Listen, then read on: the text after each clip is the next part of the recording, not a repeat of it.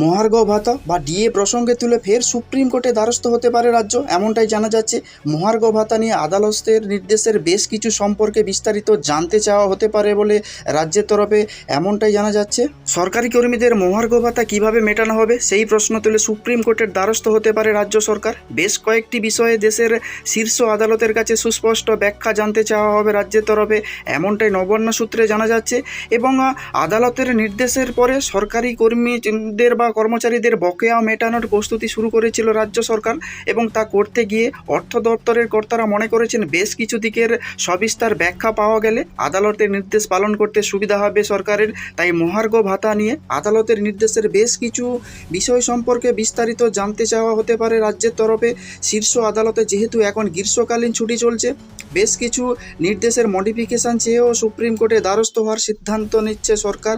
তবে 25% হারে মহার্ঘ ভাতা বা ডিএ নিয়ে আদালতের যে অন্তর্বর্তীকালীন নির্দেশ পুনর্বিবেচনার জন্য কোনো আবেদন রাজ্যের তরফে জানানো হচ্ছে না। যদিও সরকারি কর্মীদের একাংশ মনে করেছেন যে এখন শুধুমাত্র রাজ্য সরকারের এটা কৌশল, আসলে সরকার ডিএ দেওয়ার যে সময় সেই সময়টাকে আরও বিলম্বিত বা পিছিয়ে দেওয়ার চেষ্টা করছে। 2022 সালের মে মাসে রাজ্যকে হাইকোর্ট নির্দেশ দিয়েছিল কেন্দ্রের সমান হারে 31% মহার্ঘ ভাতা দেওয়ার জন্য।